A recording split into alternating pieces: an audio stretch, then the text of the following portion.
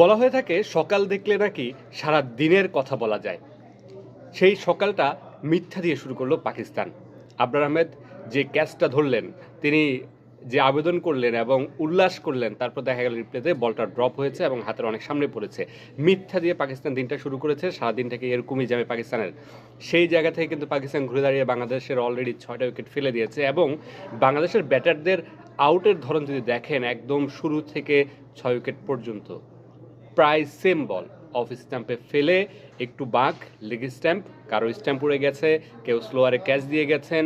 সাকিব, শান্ত সবাই এত বাজেভাবে আউট হয়েছেন, এত বাজে মানে ব্যাটিং স্টাইল আপনি মানে কী বলবো।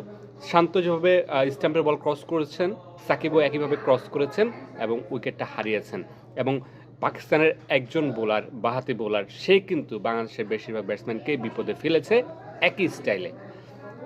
যখন শুরুর দিকে উইকেটগুলো গিয়েছে তখন তো শান্ত, মুশফিক কিংবা সাকিব যারা আছেন তারা তো শিক্ষা নেওয়ার দরকার ছিল সেই জায়গা থেকে যে আসলে এই ধরনের বল আসছে। আমরা শ্রীলঙ্কার বিপক্ষে এরকম একটা দেখেছিলাম যে পরপর বাংলাদেশে একইভাবে কয়েকটা উইকেট হারিয়েছিল। ঠিক তেমনটাই সেই পুরনো রোগ মনে হচ্ছে যে আবারও বাংলাদেশকে চেপে ধরেছে।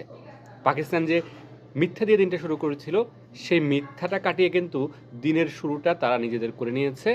বাকিটাও করে নিতে পারে কিনা সেটা এখন দেখার বিষয়। মিরাজ লিটন যদি ভালো একটা জুটি করতে পারে, বাংলাদেশের এখনও কিন্তু ভালো সম্ভাবনা আছে, বড় সম্ভাবনা আছে এই টেস্ট ড্র কিংবা জিতে ইতিহাস গড়ার।